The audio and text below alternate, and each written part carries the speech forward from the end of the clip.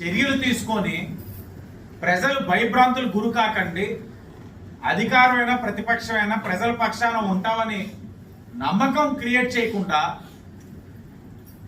నీ పార్టీ నాయకుడు కాబట్టి వాళ్ళ కొడుకు ఎవరిని గుద్ది చంపేసినా చనిపోయిన వారు ఆ నియోజకవర్గంలో ఉన్నారని పరామర్శించకుండా వాళ్ళ పార్టీ వాళ్ళని పరామర్శించి వచ్చిన ఆయన యొక్క వ్యక్తిత్వాన్ని రాష్ట్ర ప్రజలు గమనించాలి. ఆయన నైజం ఇదే, ఆయన నైజం ఇదే అన్నది రాష్ట్ర ప్రజలు ఇప్పటికైనా గమనించాలి.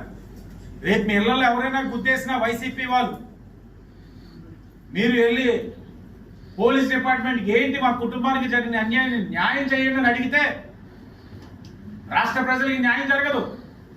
గుద్దింది ఎవరు? వైసీపీ నాయకుడు. వదిలేయండి, యాక్సిడెంటే కాదు, అది మర్డరే కాదు, మర్చిపోండి అంటారు వైసీపీ వాళ్ళు.